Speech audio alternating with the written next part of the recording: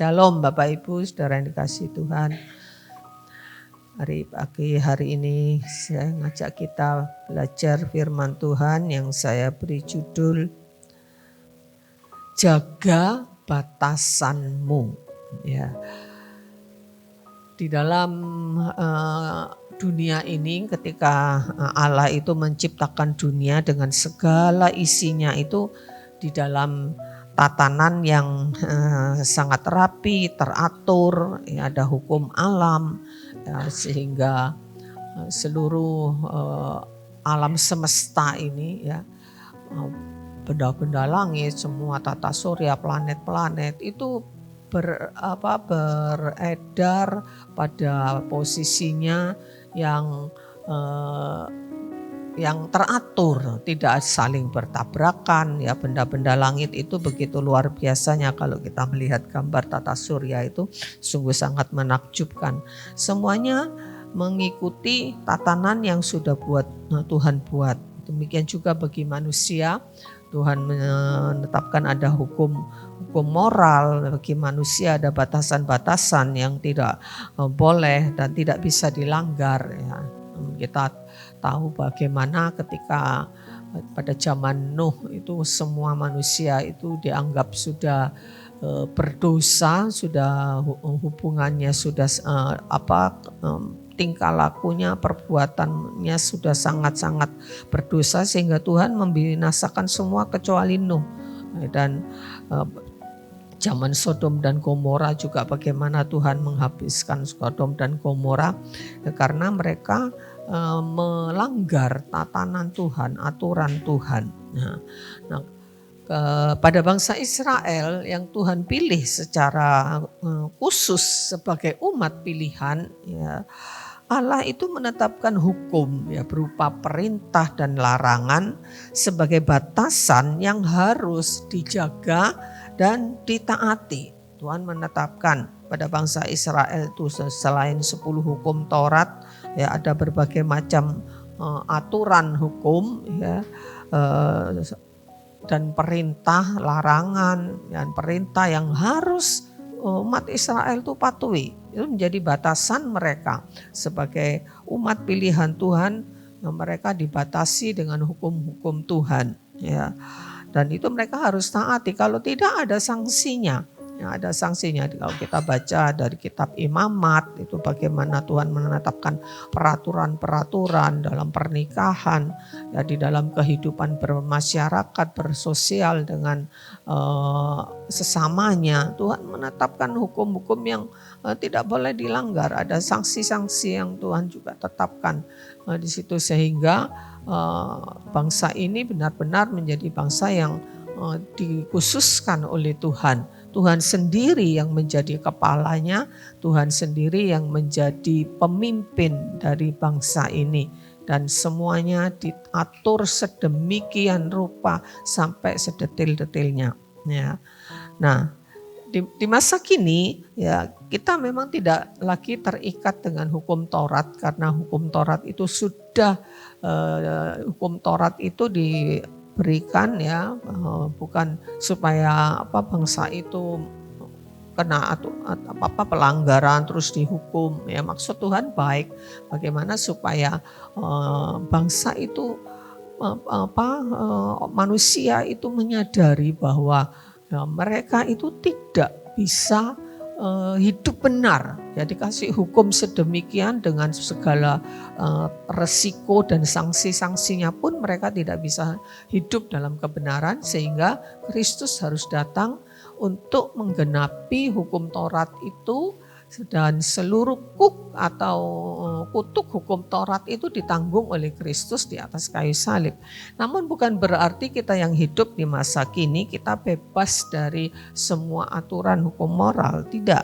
Di masa kini kita juga diperhadapkan, ya, dengan berbagai macam aturan, ya, batasan, ada hukum, ada disiplin, ada etika, baik dalam kelompok, dalam komunitas yang kecil, di keluarga, di sekolah ada disiplin, ya, di tempat kerja ada disiplin, ya, di sebagai masyarakat, ya kita diwajibkan untuk tunduk kepada peraturan pemerintah, karena di dalam Roma 13 itu dikatakan bahwa semua pemerintahan itu ditetapkan oleh Allah dan semua warga negara harus taat kepada hukum pemerintah di atasnya. Ya. Namun Allah itu tidak bisa memaksakan manusia itu untuk taat sepenuhnya, tidak bisa. Itu semua ya diberikan kepada manusia kehendak bebas. Ya, manusia itu punya free will, punya kehendak bebas untuk dia mau taat atau tidak, dan Allah menghargai itu sehingga Allah tidak bisa memaksakan manusia yang diatur sepenuhnya oleh Tuhan seperti robot ya yang diatur dengan remote gitu ya. Nah, Tuhan memberikan kebebasan kepada manusia untuk bagaimana manusia itu memilih. Ya, kita lihat contoh pertama Adam aja, dia sudah diberi kebebasan oleh Tuhan ya untuk memilih ya, namun kemudian Adam dan Hawa jatuh ke dalam dosa karena kehendak bebas mereka yang salah memilih. Ya. Nah, di dalam kehidupan kita ini setiap hari, ya, setiap saat kita diperhadapkan kepada batasan-batasan, aturan-aturan. Maka kita harus menetapkan batasan kita. Ya, kita harus menetapkan batasan kita. Nanti kita akan belajar lihat berikutnya. Nah, kita akan lihat dulu, kita belajar dari Ayub ya. Di dalam kitab Ayub pasal 31, yaitu kita nanti akan belajar dari Ayub 31 ya.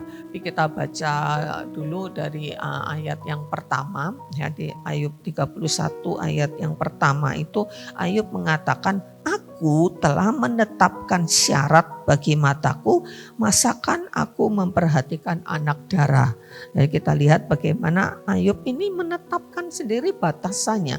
Dia menetapkan syarat bagi matanya, bahwa matanya ya tidak boleh memperhatikan anak darah. Ya, walaupun pada zaman itu sebetulnya hukum mereka itu masih bisa berpoligami gitu ya, tetapi sesungguhnya Tuhan itu bukan kehendak Tuhan yang mutlak gitu ya. Jadi Ayub tahu itu bahwa itu tidak benar, karena itu katakan aku menetapkan syarat bagi mataku. Dia harus menetapkan sendiri syarat bagi mataku. Mataku tidak boleh memperhatikan anak darah, katakan gitu. Dan di ayat-ayat berikutnya ya di dalam Ayub pasal 31 itu, kalau kita membaca keseluruhan dari Ayub pasal 31 itu bagaimana ya Ayub itu menetapkan batasan di seluruh aspek kehidupannya ya, di seluruh aspek hidupnya. Kejujuran ya, dia menetapkan kejujuran. Kalau kita baca di ayat yang ke-5 dan 6 itu kita tidak baca semua dari Ayub 31 ini, tapi beberapa ayat akan saya bacakan ya. Di ayat yang ke-5 dan 6 ya, saya tidak cantumkan di situ karena terlalu panjang ya. Ayat 5 dan 6 Bapak Ibu bisa buka Alkitab gitu ya. "Jikalau aku bergaul dengan dusta atau kakiku cepat melangkah ke tipu daya, biarlah aku ditimbang di atas neraca yang teliti, maka Allah akan mengetahui bahwa aku tidak bersalah." Dia menetapkan batasan kejujuran bagi dirinya. Dia bahkan dikatakan dia tidak mau bergaul dengan dusta. Artinya dia tidak menetapkan syarat ya untuk dia itu tidak mau berdusta. Ya, tidak mau berhubungan dengan segala macam dusta dan tipu daya. Ya. Kemudian di ayat yang ke-7 dan ayat yang ke-8 itu dia katakan, langkahku tidak akan menyimpang dari jalan, dan hatiku menuruti pandangan mataku, dan noda melekat pada tanganku. Ya, maka biarlah apa yang kutabur dimakan orang lain, dan biarlah tercabut apa yang tumbuh bagiku. Nah, itu ayat 7-8, dia tidak akan menyimpang dari jalan yang salah. Kemudian dia juga menetapkan kekudusan dalam hidupnya. Di dalam ayat yang ke-9, Jika hatiku tertarik kepada perempuan dan aku menghadang di pintu sesamaku, maka biarlah istriku menggiling bagi orang lain dan biarlah orang-orang lain meniduri dia. Ya. Karena hal itu adalah perbuatan mesum, bahkan kejahatan yang patut dihukum oleh hakim. Dia menetapkan kekudusan hidupnya, dia tetapkan sendiri. Ya, kemudian di ayat yang ke-16 itu sampai seterusnya tuh dia menetapkan bagi dirinya bahwa dia harus murah hati. Ya, kalau kita baca di ayat yang ke-16, jikalau aku pernah menolak keinginan orang kecil, menyebabkan mata seorang janda menjadi pudar, atau memakan makananku seorang diri, sedang anak yatim tidak turut memakannya. Malah sejak mudanya aku membesarkan dia seperti seorang ayah, dan sejak kandungan ibunya aku membimbing dia. Jika aku melihat orang mati karena tidak ada pakaian, atau orang miskin yang tidak mempunyai selimut, dan pinggangnya tidak meminta berkat bagiku, dan tidak dipanaskannya tubuhnya dengan kulit bulu dombaku. Jikalau aku mengangkat tanganku melawan anak yatim karena di pintu gerbang aku melihat ada yang membantu aku, maka biarlah tulang belikatku lepas dari bahuku dan lenganku dipatahkan dari persendian. Karena celaka yang daripada Allah menakutkan aku dan aku tidak berdaya terhadap keluhurannya. Bagaimana dia menetapkan syarat ya bagi dirinya untuk dia itu murah hati. Jangan sampai ada anak yatim yang sampai tidak bisa makan. Jangan sampai ada orang yang sampai bahkan orang asing pun. Jangan sampai aku ini cuma makan sendiri sedangkan ada banyak orang yang tidak bisa makan. Ya, jangan sampai ada orang yang sampai mati tidak mempunyai pakaian. Dia menetapkan begitu, bahkan ya dia juga menetapkan untuk di ayat yang ke-24 sampai ayat yang ke-28 itu dia menetapkan syarat siapa yang dia sembah. Ya, jika aku menaruh kepercayaan kepada emas dan berkata kepada kencana, engkaulah kepercayaanku. Jika aku bersukacita karena kekayaan dan karena tanganku memperoleh harta benda yang berlimpah-limpah. Kita loncat di ayat yang ke-28, maka hal itu juga menjadi kejahatan yang patut dihukum oleh hakim. Karena Allah yang di atas telah kuingkari. Jadi Ayub ini menetapkan batasan-batasan sendiri bagi hidupnya, di dalam hidupnya. Dia menetapkan bagaimana dia harus bertindak, bagaimana aku ini harus murah hati. Ya, aku ini tidak boleh menyembah emas dan sebagainya. Ya, bahkan Ayub ini menetapkan sendiri syarat sanksi, ya, sanksi atau resikonya. Biarlah dikatakan tadi biarlah ayat yang ke 22 ya, kalau dia itu sampai melawan anak yatim, tidak memperhatikan anak yatim, katakan biarlah tulang belikatku lepas dari bahuku dan lenganku dipatahkan dari persendiannya. Dia berani ya, menetapkan sendiri syaratnya. Biarlah tulang belikatku, dia menghukum, menetapkan hukuman bagi dirinya sendiri kalau sampai dia melanggar. Ya, ini luar biasa ya, keberanian Daud ini, Ayub ini. Bagaimana dia menetapkan syarat-syarat itu dan dia sungguh-sungguh menetapkan resikonya, ya, sanksinya dia tetapkan sendiri, ya, dan bagaimana dia membatasi hidupnya. Makanya Tuhan itu menilai Ayub itu orang yang saleh di hadapan Tuhan.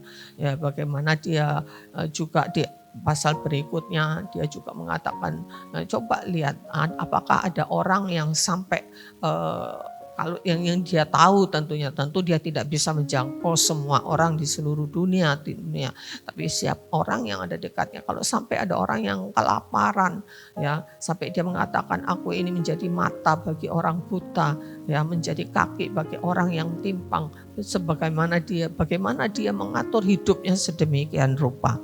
Inilah contoh ya yang harus kita teladani dari Ayub ya. Tentu tidak sampai sebegitunya kita menetapkan sanksi-sanksinya Tuhan. Jadi kalau aku bohong ya biarlah Tuhan mulutku ini sampai tidak bisa berbicara. Mungkin tidak perlu sampai segitunya, ngeri juga ya. Tapi bagaimanapun kita juga harus menetapkan ya syarat-syarat. Ya, kita harus menetapkan dan punya batasan. Ya, kita ini harus punya batasan yang harus kita sendiri yang menetapkan. Ya, kita harus menetapkan batasan-batasan kita, ya batasan moral. Ya bagaimana kita menetapkan. Oh saya tuh enggak mau berbohong. Ya saya tidak mau menipu, saya akan jujur di dalam pekerjaan saya. Ini harus ada komitmen di dalam diri kita. Kita menetapkan batasan kita. Ya, saya mau jujur di dalam segala hal. Ya, saya mau hidup benar. Saya kalau janji akan saya tepati. Ya, itu kita harus menetapkan batasan-batasan itu di dalam kehidupan kita. Ya. Kemudian ada batasan budaya juga. Kita hidup di dalam keanekaragaman budaya ya yang begitu kompleksnya budaya yang di Indonesia ini dengan banyaknya suku-suku bangsa, ada begitu banyak budaya. Kita juga ya, yang hidup di daerah Jawa Timur ya punya adat punya budaya-budaya yang dipercayai dari suku Tionghoa, dari suku Batak, suku Jawa, punya budaya-budaya yang kita harus menetapkan batasan. Kita harus tahu mana yang bertentangan ya dengan firman Tuhan dan apa yang tidak bertentangan dengan firman Tuhan. Kalau yang bertentangan tentu kita harus menetapkan batasan. Enggak, saya enggak mau. Ya, kalau itu melanggar atau membuat jalan kita itu menyimpang ya dari kepercayaan kita kepada Tuhan. Nah, umumnya yang berhubungan itu dengan dengan kepercayaan itu yang seringkali kita tidak sadar ya kita sudah mengikuti. Oh, harus begini supaya tidak sial ya. Kalau beberapa minggu, 2 minggu yang lalu ya saya ngikuti kremasi dari adik iparnya papa ya, karena ada yang melayani kami diminta ke sana ya, lihat kremasi. Baru sekali itu saya melihat di Grand Heaven itu ya, waktu peti itu masuk ya di tempat kremasi, semua harus menghadap membalikkan badan ya, tidak boleh lihat. Saya bilang enggak apa-apa, saya bilang. Kenapa? Dari tadi juga lihat kok. Ya, dari tadi juga lihat petinya kok. Kenapa? Enggak apa-apa saya bilang. Nah, tapi ya karena takut mereka nanti sial ya, nanti apa? Enggak tahu saya sanksi resikonya itu apa, saya juga enggak tahu ya.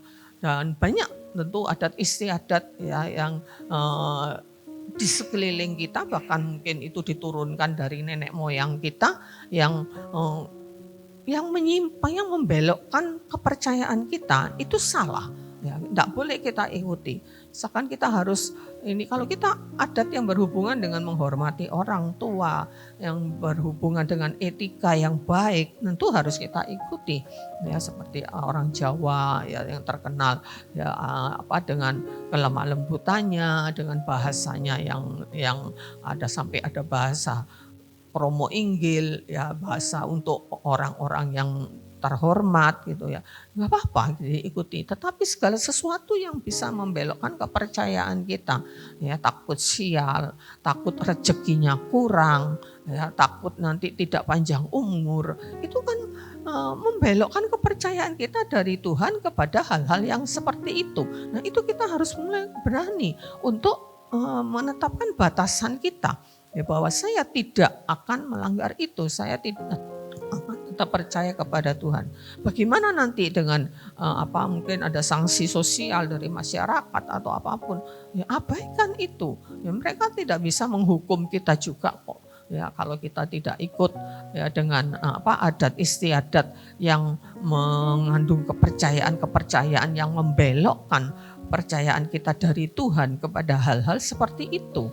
Ya, ada banyak sekali kepercayaan ya yang dipercayai. Ya, tentu kita sebagai orang-orang percaya, kita harus memusatkan pengharapan kita kepada Tuhan. Berbagai macam adat di orang-orang Tionghoa aja, berbagai macam adat istiadat ya, seputar kematian, seputar pernikahan dan sebagainya. Ada banyak aturan-aturan. Nah, kita harus berani menetapkan syarat itu. Ada batasan-batasan budaya itu yang harus berani kita untuk tidak mengikutinya kalau itu ya bertentangan ya dengan firman Tuhan. Ya, dan berhubungan dengan kepercayaan yang membelokkan kepercayaan kita kepada yang lain. Kemudian ada batasan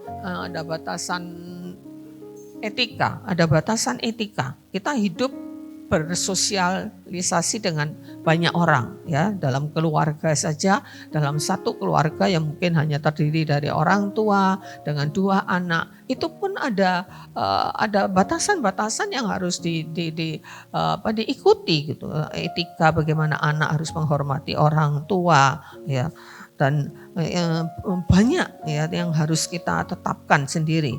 Ya, kita harus menghargai ketika orang berbicara, ketika kita dalam bermasyarakat ya, dengan antara majikan dengan karyawan, bagaimanapun sebagai seorang majikan Kristen yang takut akan Tuhan, ya tidak boleh juga berkata-kata kasar sekalipun itu bawahan kita.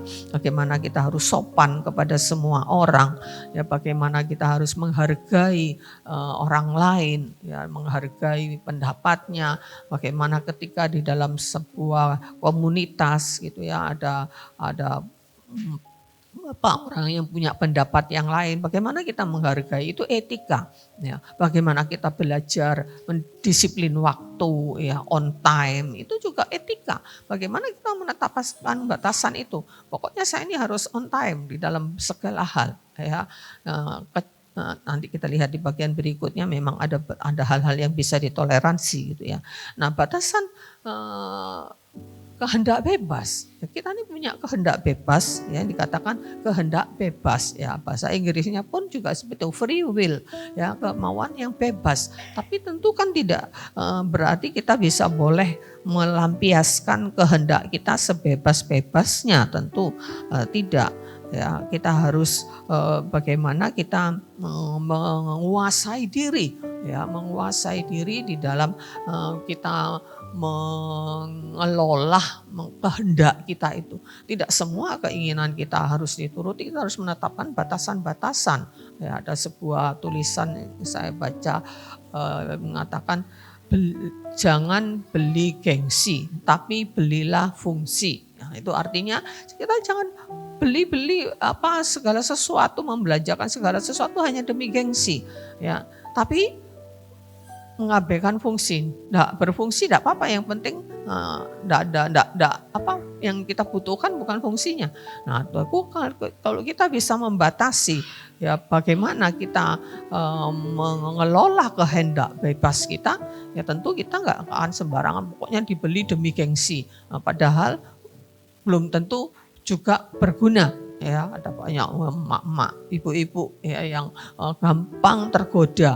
Apalagi sekarang zamannya online, dengan di rumah kita bisa belanja apa saja, kita bisa beli apa saja, dan semua itu berseliweran di media sosial yang kita baca ini ya. Kok ada ini, kok menarik ya, padahal belum tentu kita pakai juga. Tapi tergoda demi gengsi, demi apapun, mari kita belajar menetapkan batasan-batasan. Ya, kemudian batasan di dalam pergaulan. Ya, batasan di dalam pergaulan, di dalam 1 Korintus 15 ayat 33 itu dikatakan pergaulan yang buruk itu merusakkan kebiasaan yang baik. Ya, bagaimana etikanya di dalam pergaulan? Ya, terutama antara laki-laki dengan perempuan, menjaga batasan, apalagi pacaran. Pacaran pun ada etikanya, tidak sebebas-bebasnya. Kalau masih pacaran, ya ada etika-etika dari kebenaran firman Tuhan yang harus ditaati, jangan sampai melewati batas. Nah itu kita yang harus menetapkan. Dan di atas itu semuanya itu harus tunduk ya kepada batasan Allah. Ya. Semuanya harus tunduk, entah itu batasan adat, hukum adat atau hukum moral, ya semuanya harus hukum Allah itu yang tertinggi di atas segala-galanya. Ya, kalau itu ada hukum adat yang mengatasi hukum Allah, kita harus lebih memilih mentaati hukum Allah. Kalau bertentangan dengan hukum Allah, kita harus memilih hukum yang Allah tetapkan. Bagaimana kita ini harus menetapkan batasan-batasan kita ya di dalam segala hal, di dalam banyak hal. Ya, kita harus punya batasan sendiri. Kita harus memahami atau kita harus menghormati orang lain dengan batasan-batasan mereka. Kita harus menghargai, tetapi kita harus punya prinsip bahwa ini batasan saya yang harus saya tetapkan sendiri. Ya, kemudian bagian berikutnya kita harus melihat bahwa kita harus menjaga batasan-batasan itu. Ya, jangan biarkan orang lain menentukan dan merusak batasan kita. Ya. Seperti orang mungkin mengatakan, nggak apa-apa ini tradisi harus ikuti untuk menghormati orang tua. Tapi kalau itu melanggar ya kepercayaan kita kepada Tuhan, membelokkan kepercayaan kepada kita kepada Tuhan, kita harus berani menjaga batasan kita ini. Kalau tidak, ya kita hidup diombang-ambingkan ya dengan pendapat banyak orang, ya dengan orang lain yang menentukan batasan hidup kita.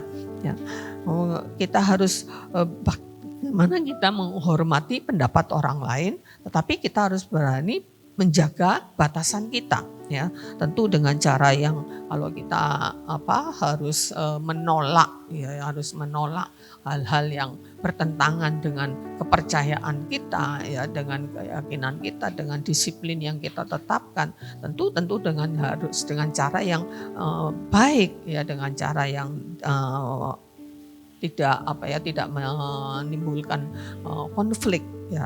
Dan kita harus belajar menjaga itu. Mungkin orang mengatakan nggak apa-apa lah, bohong sedikit-sedikit itu wajar di dalam berdagang, di dalam berusaha, ya.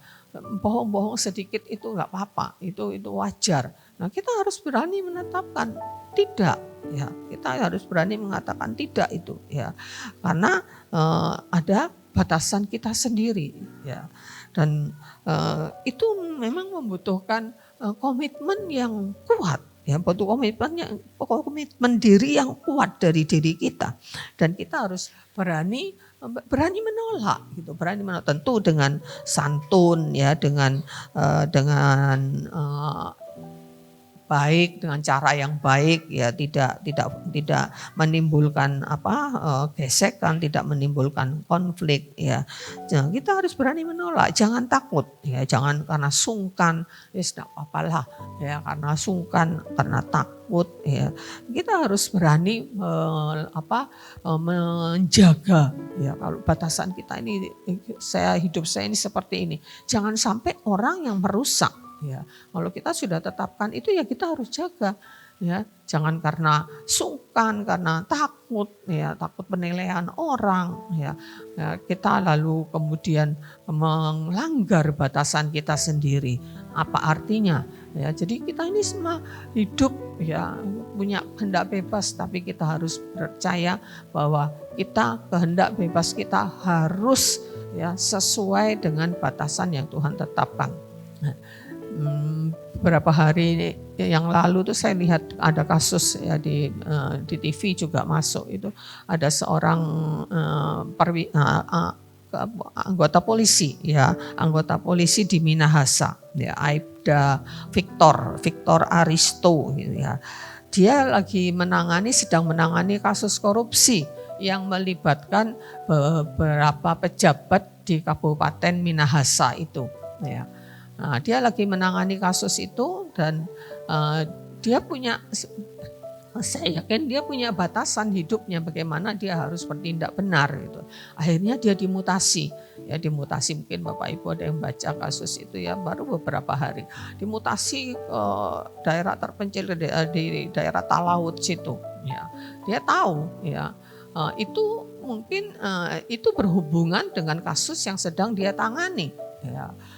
Walaupun itu atasannya mengatakan ini mutasi ya, normal ya, mutasi yang memang wajar itu, tapi akhirnya dia menolak mutasi itu dan dia mengundurkan diri. Ini menjadi berita yang viral. Ya banyak netizen yang berkomentar bagaimana orang ini orang yang sungguh-sungguh patut diteladani ya, andai kata ada yang komen andai kata semua polisi di Indonesia ini punya komitmen seperti ini, betapa bagusnya ya penegakan hukum di Indonesia ini. Nah, akhirnya dia rela mengundurkan diri dari jabatannya ya sebagai polisi. Dia sudah bersurat sampai ke Kapolri, dia bersurat ya, tetapi sepertinya katanya kok tidak ada tanggapan. Ya sudah dia baru April tanggal berapa baru ini atau Februari atau April dia mengajukan surat pengunduran diri ya, demi bagaimana dia tetap menjaga ya. Karena kita tahu di negara kita ini negara yang sudah di dalam penegakan hukum, penegakan keadilan itu sudah sangat kalau boleh dikatakan rusak ya, bagaimana lagi ya, semuanya tidak bisa menegakkan disiplin itu dengan ya, tidak semuanya tentu ada orang-orang yang baik, tapi mereka tertekan ya, dan sehingga akhirnya ya mau tidak mau mereka mengikuti, apalagi kalau itu perintah atasan ya. Nah, bagaimana menghadapi situasi-situasi yang sulit seperti itu ya, kita harus punya komitmen memang ya, dan bagaimana kita perlu untuk kita ini memiliki kebulatan tekad dan kita mengandalkan pimpinan Roh Kudus yang akan menolong kita untuk kita bertahan. Jangan pikir gimana bisa ya kalau masih bohong sedikit-sedikit kan ya nggak apa-apa lah, yang namanya masih manusia ya. Selama kita kompromi ya, kita tidak akan pernah sampai ya kepada level yang seharusnya ya. Ada sebuah tulisan juga mengatakan apa yang ditoleransi itu akan terus terulang ya. Kalau kita mentoleransi, ya dah nggak apa-apa dah, kali ini Tuhan ampuni, Tuhan kali ini ya saya terpaksa berbohong Tuhan ya. Kalau kita toleransi seperti itu, pada hari kemudiannya akan terulang lagi ya. Jadi bagaimana kita menetapkan apa yang bisa ditoleransi ya, apa yang tidak ya. Kalau mungkin ada faktor-faktor yang tidak bisa dihindari, karena misalkan lupa, namanya orang lupa ini ya gimana mau disalahkan ya. Misalkan kita sudah menetapkan batasan, saya nih setiap hari harus baca Alkitab, saya setiap hari harus berdoa, kemudian lupa, ya apa mau dikata ya. Ya apa mau dikata, kalau namanya lupa ya, tidak disengaja ya. Saya yakin Tuhan kita juga Tuhan yang tahu gitu bagaimana dia bertindak, bagaimana dia menetapkan menentukan hukuman atau tidak, karena dia juga dikatakan di dalam Ibrani Allah itu seperti bapak yang sayang kepada anak-anaknya. Anak mana yang tidak dihajar, yang tidak disesah, ya, yang tidak mendapat ajaran dari orang tuanya. Nah, karena anak dia akan diajar, dia akan dipukul supaya baik. Ya, tentu Tuhan sangat bijaksana. Dan kalau sudah namanya tidak disengaja, faktor lupa, saya yakin ya Tuhan penuh dengan kemurahan bagaimana dia harus bertindak itu. Dia sangat-sangat tahu apa yang harus dia lakukan, tindakan apa yang harus dia lakukan. Ya, karena itu mari kita menjagai batasan kita ya. Ada faktor-faktor yang memang tidak bisa dihindarkan ya. Lupa, aduh janji, sudah janji Padahal kita menetapkan saya harus tepati janji. Ya ternyata lupa. Ya apa mau dikata? Ya itu hal-hal yang mungkin masih bisa ditoleransi. Atau ada faktor keterdesakan. Ya, dari faktor keterdesakan. Ya, sudah komitmen saya tidak mau berhutang. Ya, saya tidak mau berhutang. Oh, ternyata ada kondisi yang mendesak, tidak bisa dihindarkan, tak terhindarkan. Ya oke lah, ya bisa ditoleransi. Butuh uang, ya enggak ada uang, anak sakit mungkin, ya butuh uang. Mau berobat enggak ada uang, enggak cukup, ya berhutang, tetapi bayar waktunya. Ya hutang tapi bayar. Mungkin ada hal-hal seperti itu yang masih bisa ditoleransi, ya. Nah, tetapi ada hal-hal yang tidak bisa ditoleransi, yang tidak boleh ditoleransi. Ya, ada hal-hal yang kalau ya, itu ditoleransi itu melanggar ya, kebenaran firman Tuhan. Ya, seperti firman Tuhan mengatakan, ya katakan ya, tidak ada kompromi.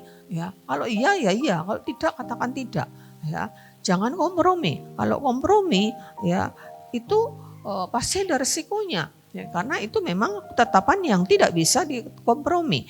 Ya, jangan lalu karena itu tadi karena faktor takut, karena faktor sungkan dan sebagainya, akhirnya ya kita sendiri melanggar batasan itu. Ya, jangan kompromi dengan apapun ya, dan harus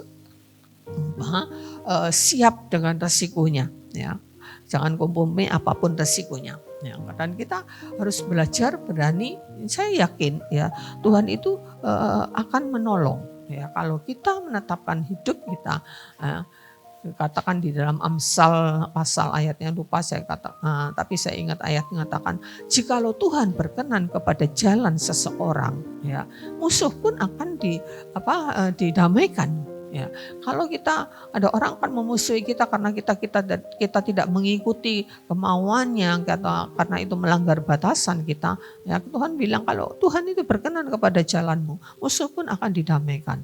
Ya, jadi kalau kita percaya ya bahwa kita melakukan kebenaran firman Tuhan, saya yakin juga Tuhan akan menolong kita, Tuhan akan membela kita. Jadi dalam Galatia 5 ayat yang ke-16. Ya, Galatia 5 ayat 16 dikatakan, maksudku ialah hiduplah oleh roh, ya, hidup di dalam pimpinan Roh Kudus, maka kamu tidak akan menuruti keinginan daging. Ya, kalau kita hidup di dalam pimpinan Roh Kudus, ya kita percaya bahwa Roh Kudus itu akan menolong kita. Bagaimana kita harus bersikap kalau kita diperhadapkan ya kepada situasi ya yang sulit bagi kita. Ya, kalau kita seperti katakan makan buah si malakama, ya kalau dimakan ayam mati, tidak dimakan ibu mati. Ya, itu sebagai lambang bagaimana kita berhadapan dengan situasi yang sulit seperti itu. Saya percaya tidak ada perkara yang sulit di hadapan Tuhan. Ya, Tuhan pasti akan menolong kita. Ya, jadi kita harus berani menjagai batasan kita itu. Ya, kalau kita sudah menetapkan batasan, saya tidak mau berbohong. Ya, saya tidak mau berlaku curang. Ya, apapun resikonya, ya kita harus seperti ini. Apalagi firman Tuhan jelas mengatakan di dalam Matius 5 ayat 17 itu. Ya katakan iya, tidak katakan tidak. Tidak ada kompromi sama sekali dalam hal ini. Dalam hal yang mengandung dosa, itu sama sekali tidak boleh kompromi.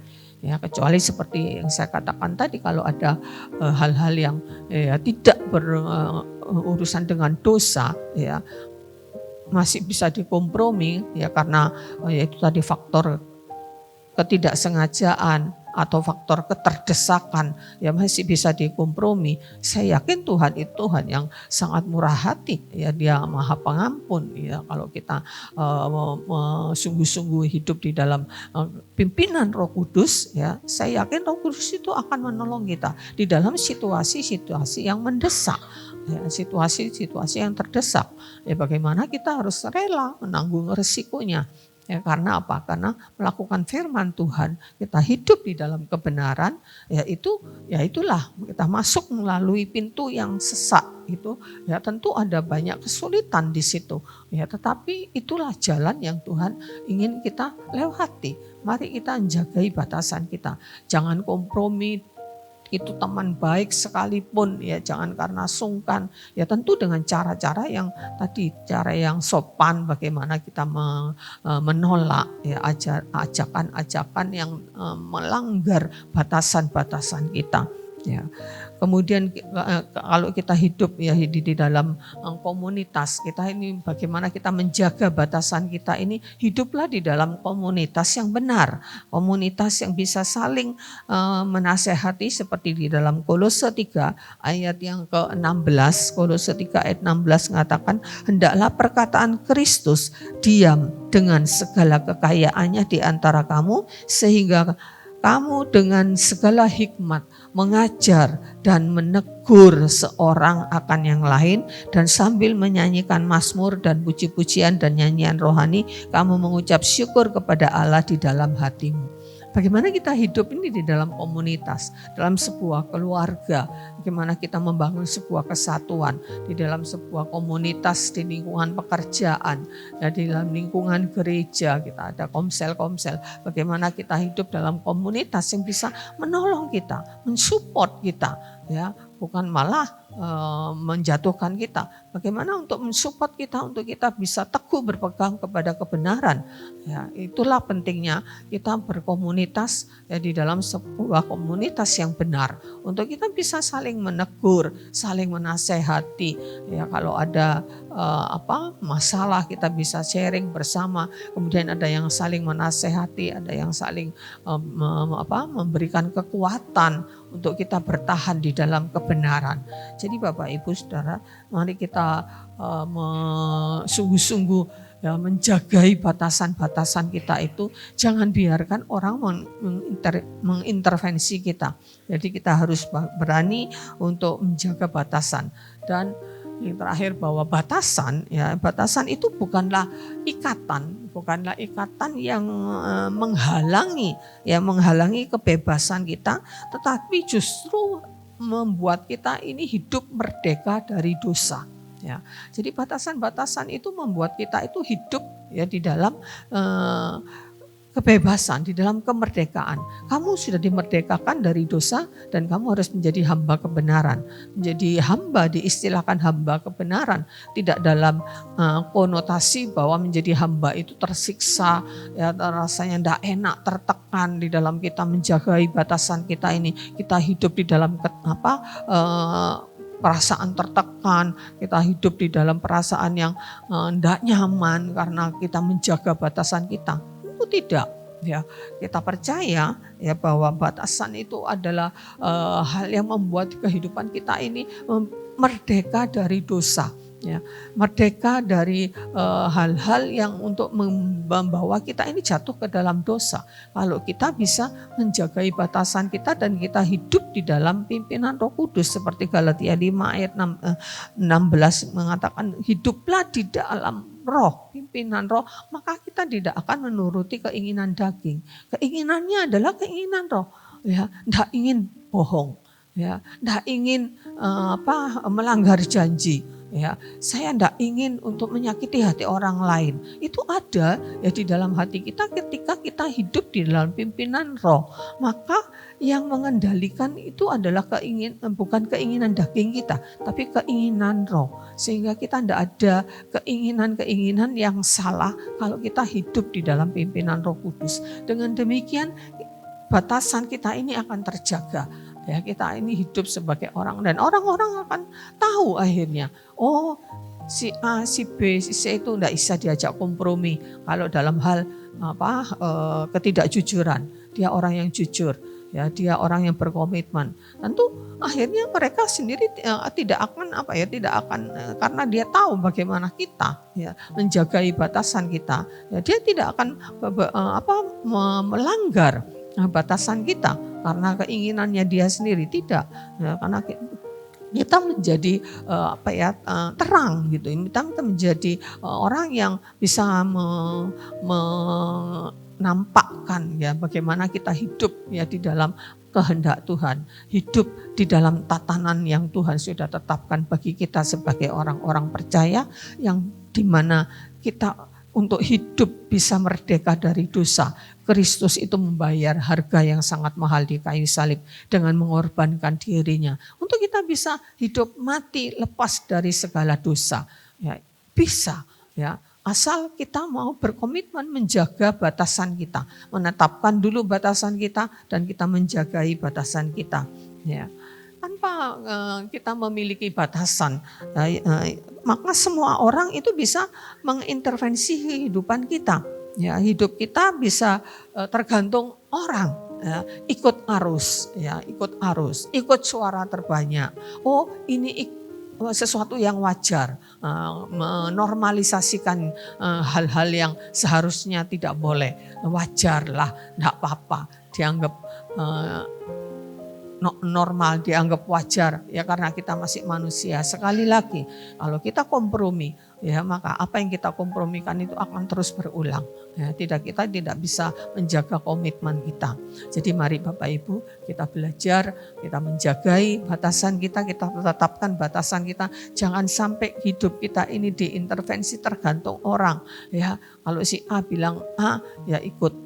Ya, si B bilang B kita ikut, kita tidak punya batasan. Ya, kita hidup di hidup kita ini ditentukan oleh orang lain. Ya, kalau temannya ngajak berbohong ya kita berbohong. Ya, kalau semua teman-teman di lingkungan pekerjaan itu semuanya enggak disiplin, kita ikut. Ya, kita harus belajar menetapkan walaupun itu seorang diri. Kita lihat tadi bagaimana Ayub sampai dia menetapkan risiko-risikonya.